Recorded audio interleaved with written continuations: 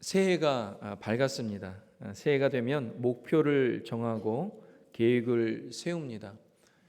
저는 몇 달 동안 올해 2023년도에 어떤 계획과 목표를 세울까 많은 고민을 하였습니다. 특별히 교회, 올 한 해 하나님께서 우리 교회에 주시는 그런 계획은 무엇일까? 뜻은 무엇일까?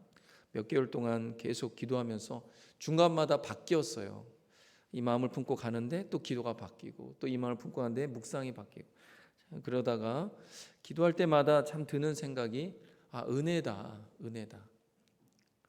하나님의 은혜가 계속 필요한데, 우리 지난 한 해는 마르티스 X31이라고 예수님의 증인 공동체로 전도하고 나아갑시다, 그런 마음으로 했는데, 하나님께서 참 은혜를 주셨고 또 영혼들을 보내주셨고, 특별히 크리스마스 지난번 친구 초대에 100여 명 이상이 꽉 찼어요.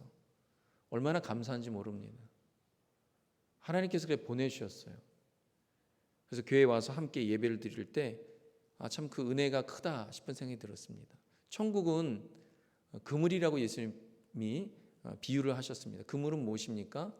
그물을 던지면 예상하지 못했던 범위까지 잡히는 거예요. 그게 하나님의 나라입니다. 하나님의 마음입니다. 우리는 타겟 그룹을 삼았는데 하나님은 그 이상으로 넓혀 주셨어요. 그게 뭡니까? 그게 은혜인 거예요. 우리 마르티스 X31이 올 한해는 끝나느냐? 그건 아닙니다. 마르티스 X32입니다. 그러나 우리에게 필요한 것은 무엇이냐? 하나님의 은혜다. 은혜가 필요하다 싶은 생각이 지속적으로 하반기에 작년에 들었습니다. 우리가 믿음 생활을 시작할 때는 은혜로 시작합니다. 나 같은 사람을 하나님께서 뭔데 사랑하셨지? 우리 십자가의 그 은혜를 깊이 묵상할수록 하나님께서 나 같은 사람을 어떻게 찾아오셨지? 참 놀랍습니다. 우리 과거의 발자취를 쭉 보면은 중간중간마다 하나님께서 우리를 신실하게 인도하셨다는 것을 보게 됩니다. 심지어 우리가 주님을 몰랐을 때조차도 주님 우리를 만나기 위해서 우리를 인도하셨던 것을 알게 됩니다. 주님을 알게 되면 그 은혜로 시작해요.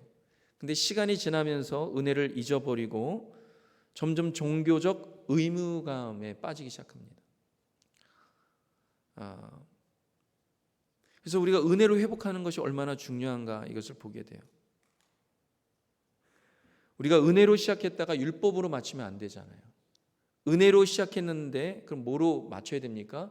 더 큰 은혜로 맞춰야 되는 거예요. 요한이 예수님을 보니까 은혜 위에 은혜로라 그랬어요. 예수님을 보니까 은혜 위에 은혜로 사시는 분이었다, 그런 분인 것을 알게 됐어요. 그러니까 이 땅에 성육신 하셔서 우리에게 오셨고 십자가를 지시기까지 하셨지 않았는가, 이런 생각을 알게 되었습니다. 그리스도인으로 살면서 은혜를 잊어버리는 순간 어떤 일이 일어나느냐? 신앙생활에 불행이 찾아옵니다. 은혜를 잊어버리고 은혜를 까먹는 순간 신앙생활은 고욕이 됩니다. 종교적 의무가 됩니다. 이것만큼 힘든 게 없어요. 근데 은혜가 회복되면 무엇을 해도 기뻐요. 무엇을 해도 즐겁습니다. 근데 은혜를 잊어버리면 아무것도 안 해도 힘들어요. 그래서 은혜가 참 필요하다 싶은 생각이 드는 거예요. 그래서 저는 오늘 여러분과 함께 사도 바울이 경험한 은혜를 함께 나누려고 합니다. 사도 바울은 첫 출발은 율법으로 출발했어요. 그 인생의 첫 시작은 바리새인이에요. 베냐민 지파입니다. 종교적 사람이었어요. 율법을 완성하려고 애를 썼습니다. 근데 애를 쓰면 애를 쓸수록 율법에 갇힌 자신을 발견하게 됩니다. 자기의 열심으로, 자기의 의의로 한번 율법을 완성해 보려고 살아갔지만 행복하지 않았어요. 다메섹 선상에서 부활하신 주님의 은혜를 경험하고 바울은 완전히 변화했습니다. 그러니까 바울의 인생은 율법으로 시작했지만 마지막은 은혜 위에 은혜로 마친 사람이에요. 바울만큼 은혜를 많이 얘기한 사람이 없습니다. 그래서 올 한 해에는 바울에 대한 이야기를 좀 많이 하려고 합니다. 오늘 신년 예배 처음에 이 첫 예배, 바울이 경험한 은혜를 작지만 함께 나누려고 합니다. 그럴 때 우리 가운데 올 한 해 하나님의 은혜를 더 깊이 아는 그 기대와 소망이 회복되길 주님의 이름으로 축원합니다. 오늘 말씀이 그거예요. 오늘 말씀에 보면 첫 번째가 이겁니다. 연약함을 주신 것. 하나님이 우리에게 강함만 주시는 것이 아니라 우리에게 연약함을 주세요. 부족함을 주세요. 근데 그 부족함을 주신 것, 연약함을 주신 것, 이것도 은혜다라고 깨닫는 것이 엄청난 은혜라는 거예요. 바울이 그런 사람이었습니다. 바울에게는 큰 약점이 있었습니다. 그 약점이 무엇인지 바울은 분명하게 밝히지 않지만 오늘 이 성경 읽진 않았지만 그 전에 보면 그것이 육체의 가시다라고 얘기합니다. 육체의 가시다. 어떤 사람들은 바울이 말을 더듬는 사람이었다. 말을 너무 못하는 사람이었다. 그래서 그게 약점이 아니었나. 어떤 안질이었다. 눈이 안 보이는 거예요. 눈에 항상 고름이 끼고 그래서 참 모든 것을 할 때마다 불편하고 그랬던 사람이었다. 간질병이었다. 심지어 바울은 이렇게 복음을 전하다가 갑자기 간질병이 도지면은 쓰러지기도 하였다. 그렇게 얘기도 합니다. 어떤 사람은 이 모든 걸 다 갖고 있었지 않았나 이런 얘기를 하는 사람들도 있습니다. 바울은 이것들을 육체의 가시라고 말했습니다. 그리고 사단의 사자다라고 말하기까지 하였습니다. 너무나 괴로우니까. 이런 육체의 가시가 생긴 것이 언제였냐면 그가 환상 가운데 삼층천을 본 것입니다. 하나님의 나라를 실제 본 신비로운 경험을 합니다. 살아생전에 하나님의 나라 삼층천을 본 사람이 몇 있겠습니까? 아마 거의 없죠. 근데 바울은 그것을 본 사람이에요. 하나님께서 보여주셨어요. 근데 그 이후로 14년 동안 이 경험, 신비로운 경험 후에 얻은 병이에요. 그 이후로 14년 동안 그 육체의 가시가 계속 바울을 괴롭혔습니다. 그래서 바울이 주님께 이 육체의 가시를 제거해달라고 간절히 기도합니다. 이 연약함을 제거해 주십시오. 연약함 제거해 주면 제가 더 주님의 사역을 감당할 수 있을 텐데 하나님 어떻게 저에게 이런 하나님의 나라를 실제로 보는 엄청난 경험을 한 이후에 이런 병을 주셨습니까?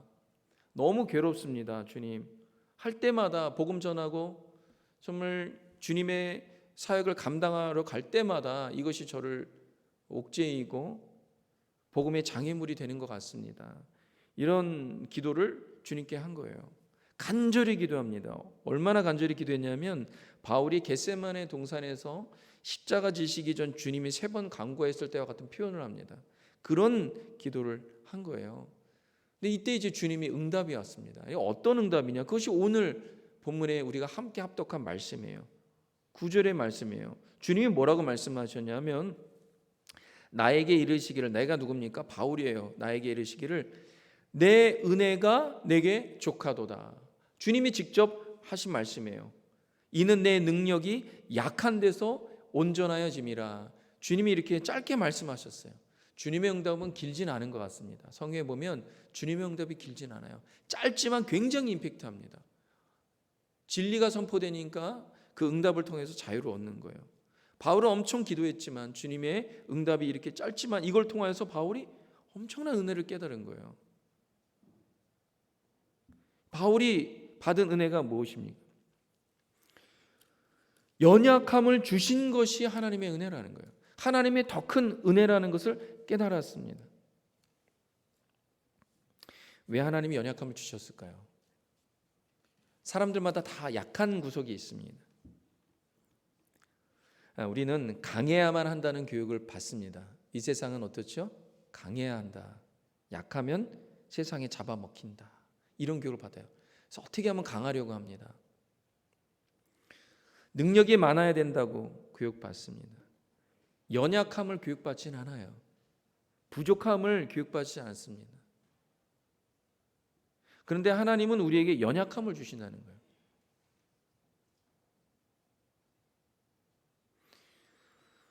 여러분 보통 은혜라고 하면은 뭘 간구합니까? 풍성한 걸 간구해요. 강한 것을 간구합니다. 좋은 것, 능력 많은 것, 은사 이런 것들 부요함, 이런 것이 은혜라고 생각합니다. 근데 여기에 함정이 있어요. 이건 낮은 차원의 은혜예요. 여기에 우리가 트랩에 빠지는 경우가 얼마나 많은지 몰라요. 그러면 나에게 부족하고 연약하고 힘들고 어려우면 이건 은혜가 아니라고 생각하는 거예요.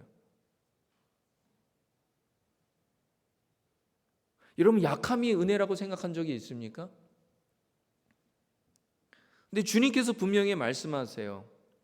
내 은혜가 내게 족하도다. 이는 내 능력이 강한 데서 온전해진다고 얘기하지 않습니다. 내 능력이 부유한 데서 온전해진다고 얘기하지 않습니다. 예수님이 뭐라고 말씀하셨어요? 예수님이 직접 하신 말씀이에요. 바울아, 내 능력이 너의 약한 데서 온전하여진다. 이렇게 말씀하셨어요.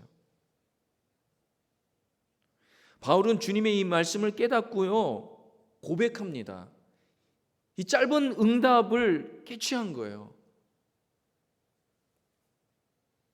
그리고 어떻게 깨닫느냐, 그것이 7절의 말씀입니다. 한번 다 같이 한번 보도록 하겠습니다. 시작.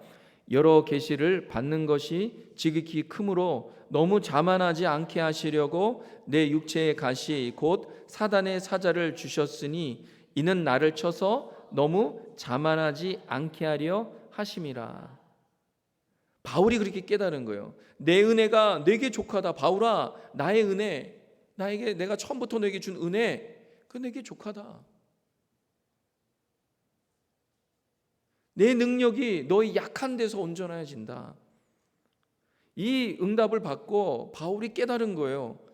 내가 여러 계시를 받는 것이 너무나 크다. 3층전까지 갔는데 이것 때문에 내가 너무 자만하지 않게 하시려고.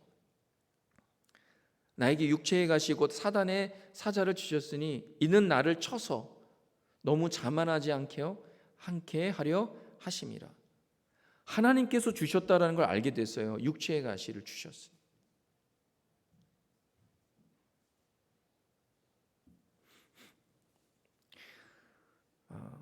바울이 그렇게 깨달은 것입니다. 주님이 내가 너무 자만하지 않도록 하기 위하여 육체의 가시를 주셨구나. 신앙생활의 행복과 성장은요, 내 상황, 내가 처한 그 상황, 환경, 나에게 어려움, 광야와 같은 것을 어떻게 해석하느냐에 따라서 달라집니다. 바울은 이것을, 주님의 응답을, 주님, 아니 말이 안 되죠. 어떻게 약한 데서 강해집니까? 더 강하고 더 풍성하고 더 완벽하고 그래야지 온전해지는 건 아닙니까? 이렇게 따질 수 있어요. 저 같으면 그렇게 따졌을 거예요. 근데 여러분 어떻게 해석합니까? 주님의 말씀. 그렇구나.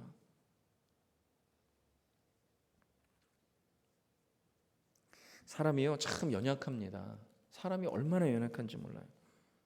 은혜를 얼마나 잊어버리고 쉽게 잊어버리고 초심을 얼마나 쉽게 잃어버린지 모릅니다. 사람이요, 직분을 얻고 사역을 하면요 금세 자만해져요. 바울처럼 3층천 본 것도 아닌데도 사람이 왜 그렇게 쉽게 교만해지는지 몰라요. 금방, 여러분 교만이라는 건 금방 합니다. 나만 모르지 다 알아요. 형제 자매를 판단하고 비판하기 시작하면 그거 금방 교만해진 거예요. 가정에서도 그렇죠. 이 직장 생활에도 마찬가지. 근데 세상은요, 강해야 된다, 잘나야 된다, 이렇게 가르치니까.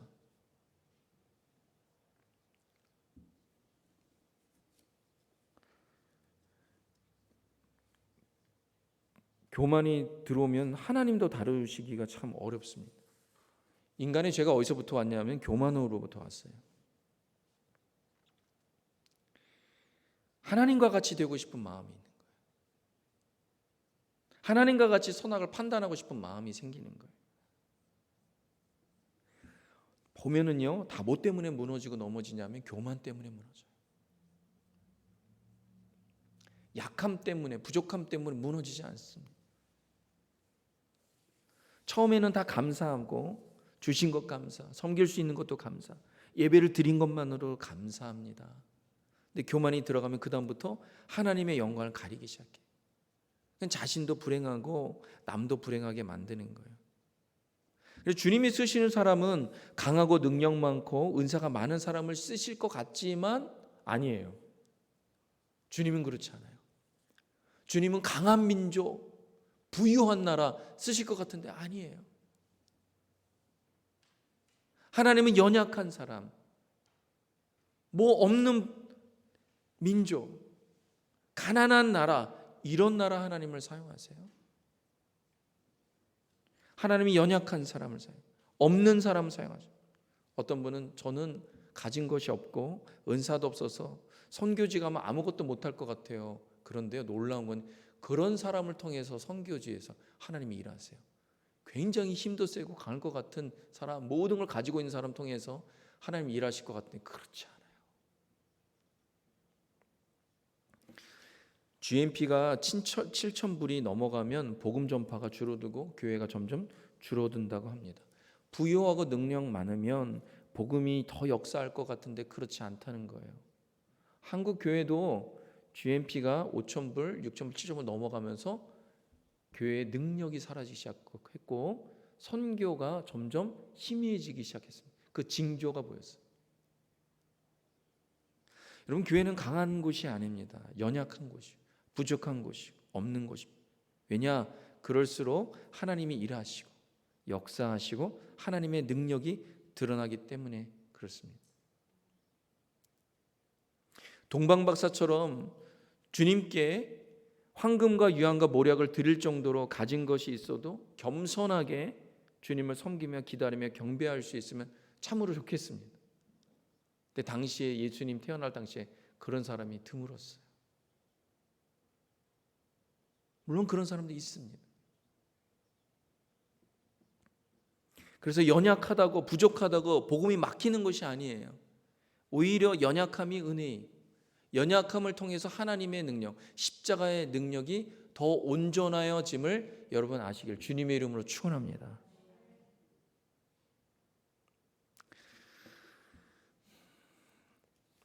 두 번째는 이것입니다. 오늘 9절에 보면은 사도 바울이 이렇게 고백합니다. 예수님의 말씀 이후에 사도 바울이 뭐라고 고백하냐면, 그러므로 도리어 크게 기뻐함으로 나의 여러 약한 것들에 대하여 자랑하리니 이는 그리스도의 능력이 내게 머물게 하려 함이라. 사도 바울이 어느 정도까지 갔냐면요, 그냥 약함을 가지고 있는 것이 하나님의 은혜다, 이것만 알고 있던 것이 아니에요. 여기에 머물러 있지 않고요, 약함을 어떻게 해요? 여러 약한 것들을 자랑하였다. 여러 약한 것들에 대해서 오히려 자랑하였다. 왜? 그 약한 것들을 통하여서 그리스도의 능력이 내게 머물러 있는 것을 알게 되었기 때문이다.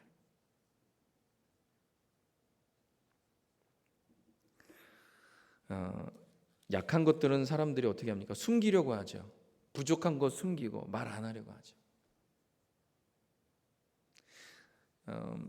미국에서는 통성명할 때 이런 질문을 하지 말라고 하는 것들이 있어요. 그게 뭡니까?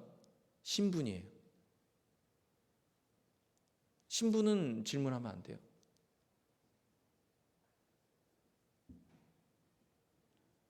사람이 약한 것, 부족한 것은 드러내기를 원치 않아요. 바울에게 있어서 약한 것, 육체의 가시 숨기려고 할 텐데 오히려 자랑하겠다고 말합니다. 여기까지 갔어요.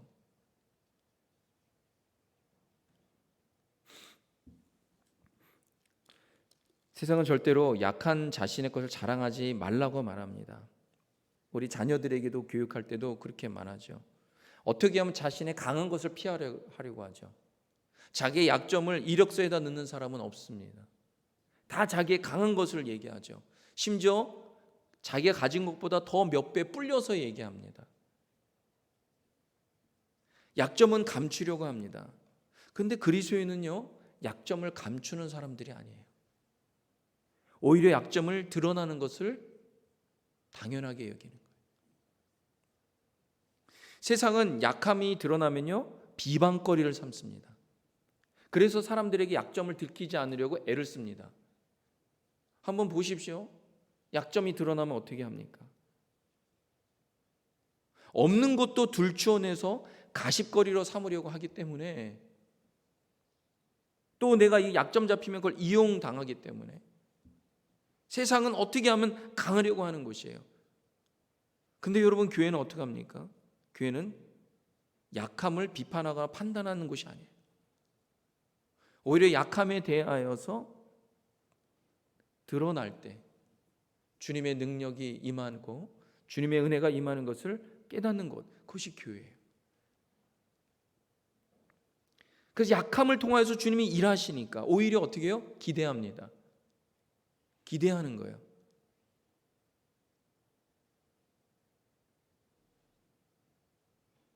이것이 교회입니다.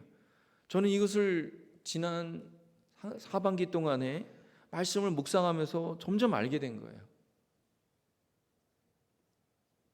왜 교회가 복음의 능력이 없고, 왜 시간이 지나면 지날수록 더 우리 안에서 은혜가 회복되고 또 복음이 역사해야 되는데 왜 그럴까? 지난 팬데믹 3년 동안에 교회가 다 힘들었다고 합니다.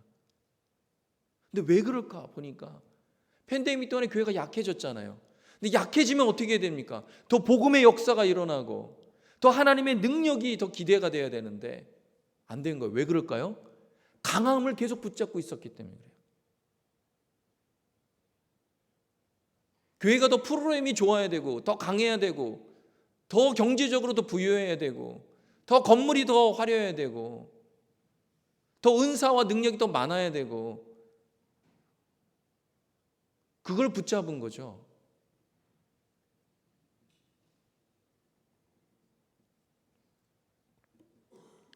그러니까 그게 없어지니까 교회가 어려워지는 거예요. 근데 여러분, 교회가 어려워지고 우리의 약함이 드러날 때 오히려 십자가의 능력이 더 온전하여짐을 여러분 아시길 주님의 이름으로 축원합니다. 두려워할 것이 없어요. 왜 두려워합니까? 세상은 없어지고 부족하고 약해지는 것을 두려워합니다. 근데 교회는 오히려 기대하는 거예요. 주님, 우리가 우리의 능력, 우리의 은사, 우리의 잘남으로 지금껏 했습니다. 그걸 알게 되었습니다. 그걸 고백하면 주님의 십자가의 능력이 또 드러나는 은혜가 있게 되는 것입니다. 여태까지 점점 힘들어지고 어려워지면 더 어려워지는 것은 뭐 때문에 그런 거예요? 우리가 했기 때문에 그래요.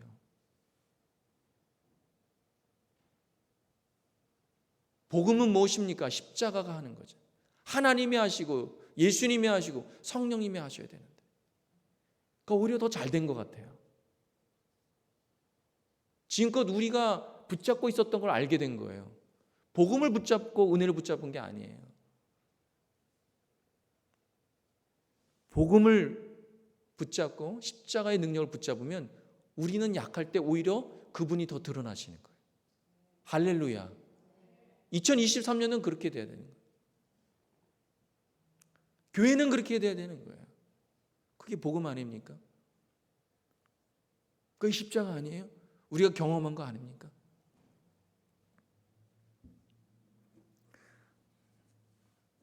사랑하는 성도 여러분, 많은 능력과 재능과 은사가 많다면, 만약 그렇다면 하나님께서 무엇으로 일하셨겠습니까?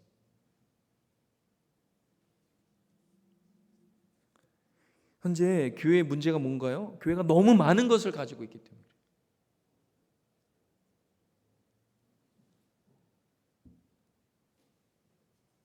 정말 복음이 역사한다고 고백할 수 있겠습니까? 아니죠. 교회 건물이 화려하고 잘 지어졌으니까 가고, 시스템이 완벽하니까 가고, 교육 프로그램이 잘 꾸며져 있으니까 가고, 화려한 언변으로 설교한다면 정말 십자가의 능력과 복음이 설 곳은 어디 있습니까? 여러분, 바울은요, 내가 말의 능력으로 너희들에게 복음을 전했다라고 말하지 않아요.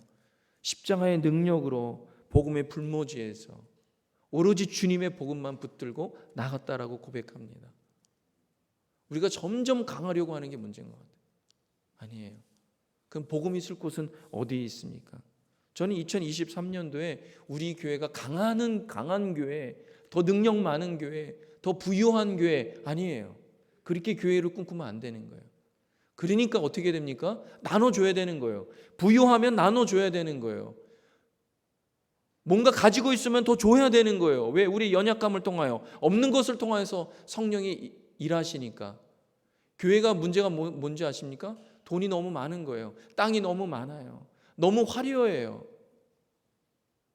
너무 뭔가 잘났어요. 그래서 십자가의 능력이 나타나지 않죠. 우리가 그것을 꿈꾼다면 진정한 교회를 꿈꾸는 것이 아니에요. 그래서 우리가 비워주고 없어주고 뭔가 부족하도록 계속 나눠줄 때, 통로가 될 때, 그때 어떻게 해요? 하나님이 일하시는 거예요.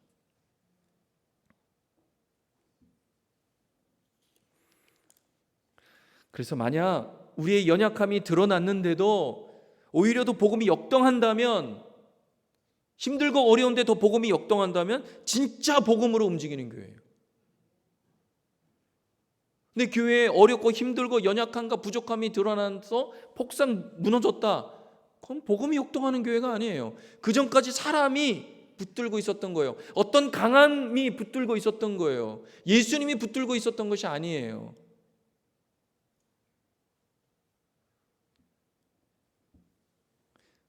그래서 교회는 연약함을 피하고 강하고 건강한 것을 추구하는 것이 아닙니다.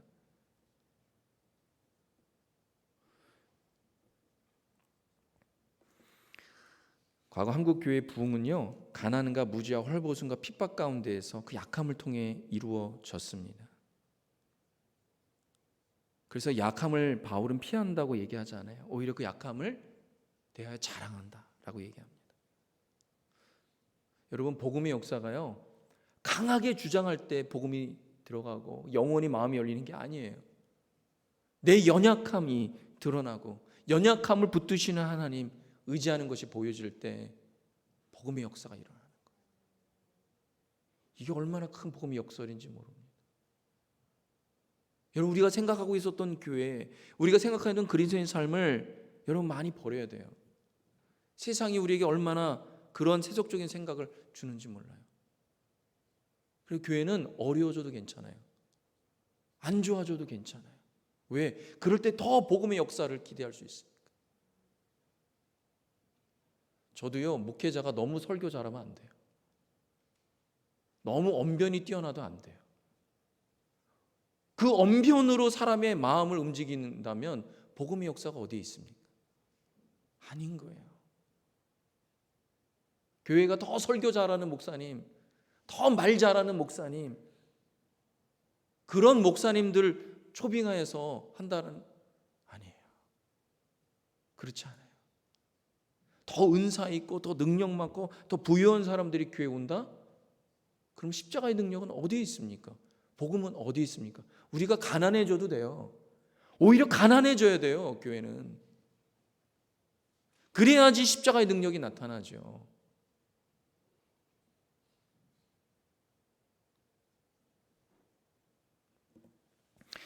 이효령 선생님 알죠? 그 따님이 이민아라는 분인데요. 이분이 땅끝의 아이들이라는 책을 썼습니다. 여기에서 그런 고백을 해요. 본인은 이화여대 졸업하고 미국에 가서 검사와 변호사가 되었는데 그 이혼을 경험한 거예요. 그리고 내 아이를 키웠는데 그러다가 장남이 세상을 떠났어요. 둘째 아들이 자폐를 앓고 있어요. 본인은 4차례나 암이 재발되었어요. 정말 고통스럽고 힘들었습니다. 그런데 그때 예수님을 만난 거예요.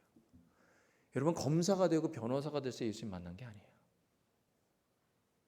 그리고 이제는 목사가 되면서 방황하는 벼랑 끝에 선 아이들을 하나님의 사랑으로 그들을 품고 치유하는 사역자가 되었습니다. 그러는 중에 아버지 이어령 딸의 그 암 투병을 보면서 그때 예수님을 만난 거예요.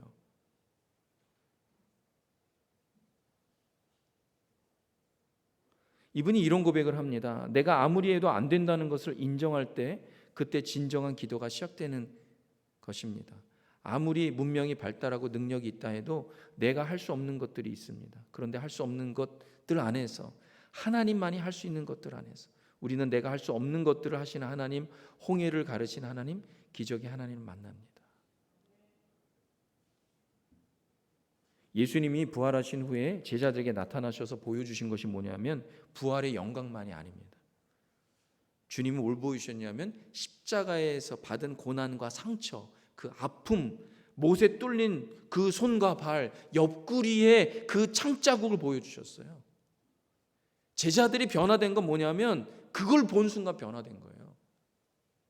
약하기 때문에 복음이 맡기는 것이 아니에요. 오히려 약함을 감추고 강하려고 하기 때문에 주님의 영광을 가리는 거예요. 사랑하는 성도 여러분, 우리의 연약함을 통하여 오히려 그리스도의 능력이 나타나고 온전해짐을 여러분 믿으시길 주님의 이름으로 축원합니다. 십자가의 은혜와 능력이 그런 곳에서 회복되는 거예요. 올 한 해 동안 그것을 바라보길 바랍니다. 그래서 우리의 연약함 안에 거하시고 우리의 강함 안에 거하시는 분이 아니에요. 우리의 연약함 안에 거하시는 분이에요. 그 연약함 안에 거하시는 주님을 찬양하며 올 한 해 동안 주님의 이름을 높이고 하나님의 영광이 우리의 부족함과 우리의 없는 것을 통해서 드러남을 여러분 아시길 주님의 이름으로 축원합니다. 기도하겠습니다. 하나님